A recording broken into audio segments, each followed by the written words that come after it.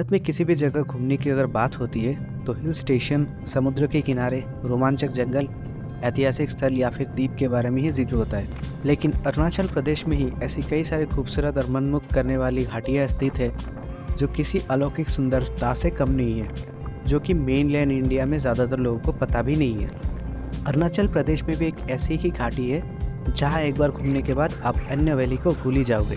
जी हाँ, हम सांगटी वैली के बारे में ही बात कर रहे हैं। इस वीडियो में आप सांगटी वैली के बारे में ही डिटेल्स में शो करेंगे। Hello guys, welcome back to a brand new episode of my Arunachal trip. तो आज है दूसरा एपिसोड। इस एपिसोड में हम आपको दिखाएंगे शेरगांव से लेके जो हमारा जर्नी था सांगटी तक, और सांगटी वैली के बारे में आपको और थोड़ी जानकारी देंगे। साथ में दिखाएंगे कि हमने सांगटी वैली में क्या क्या विजिट किया।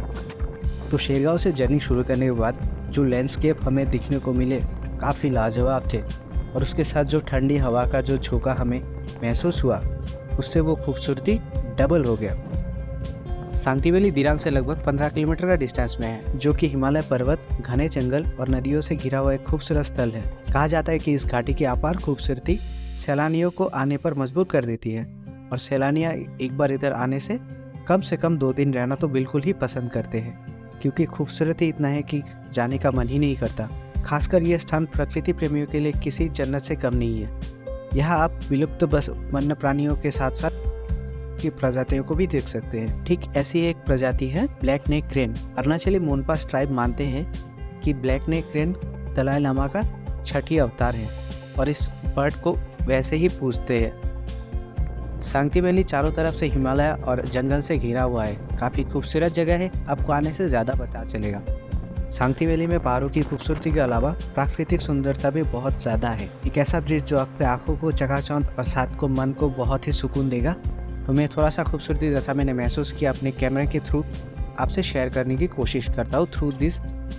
सबसे पहले मैं दिखाऊंगा शिप फार्म का फुटेज, उसके बाद दिखाऊंगा आसपास जो मेन सांगटी वैली का नदी है।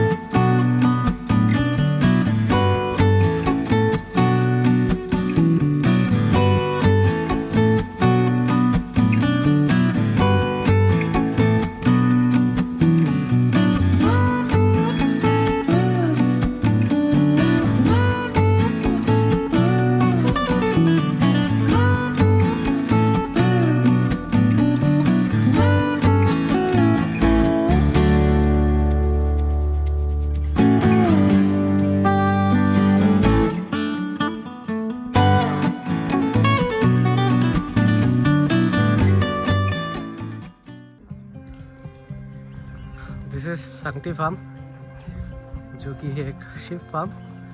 चारों तरफ बहुत खूबसूरत एरिया है। आप लोगों को एक बार दिखा देता हूँ। कोई नहीं है, सिर्फ हम लोग ही है, मेरा फैमिली। बहुत खूबसूरत लगा। It's quite neat and clean.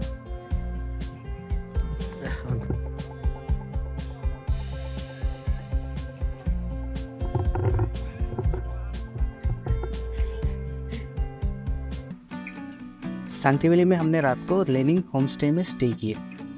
वहाँ पे आपको कई सारा रूम भी मिल जाता है, आपको टेंट का फैसिलिटी भी मिल जाता है। तो टेंट में आपको अभी शो कर देता हूँ। और एक चीज़ मैं और बताना चाहता हूँ कि यहाँ पे जो होम स्टे का रेट था वो 2500 पर नाइट के हिसाब से हमें पड़ा था।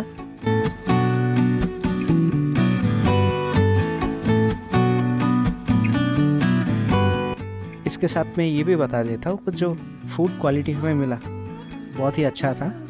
तो लेनिंग होम स्टे का कॉन्टेक्ट डिटेल मैं आपको डिस्क्रिप्शन में और साथ ही में नीचे भी दे देता हूँ, ताकि आपको बुकिंग करने में आसानी हो। तो लेनिंग होम स्टे का जो एक्सपीरियंस था, हम अगर स्टे का एक्सपीरियंस बोले तो 5 आउट ऑफ 5, फूडिंग का 5 out of 5, location wise definitely 5 out of 5। 3 star तो हमारे तरफ से 100% है आउट ऑफ 3 स्टार। साथ ही में जो बिहेवियर मिला हमको होम स्टे के ऑनर की तरफ से, वो 5 की जगह में 6 स्टार्स उनको देना चाहूँगा। तो अगर कोई आना चाहते हैं इधर तो 100% रिकमेंड मैं करता हूँ कि इधर आके रह सकते हैं। सांगटी वैली का जो फील है क्वाइट नेचुरल, आपको बहुत ज़्यादा अच्छा महसूस होगा। यहाँ पे अगर आप शाम को अब वॉक पे जाना चाहते हो, नदी के साइड में बैठ के बोन फायर को एंजॉय करना चाहते हो, सब कुछ आपको मिलेगा। थैंक यू सो मच मेरे साथ बने रहने के लिए इस एपिसोड में।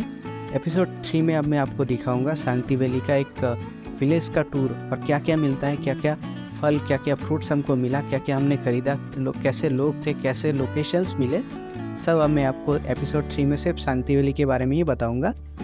तो थैंक यू वंस अगेन मेरे साथ बने रहने के लिए। आशा करता हूँ आप लोग इसी तरह मुझे प्यार देते रहेंगे। और इससे पहले जो शेरगांव ट्रिप वाला वीडियो में आपने प्यार दिखा उसके लिए अगेन थैंक्स अ लॉट। मेरे लिए आपका प्यार बहुत मायने रखता है। I will try to improve my videos day by day. कुछ आपको अगर सलाह देना हो, कोई आपका शिकायत है, तो आप कमेंट में ज़रूर बताएं। थैंक यू अगेन मेरे साथ बने रहने के लिए।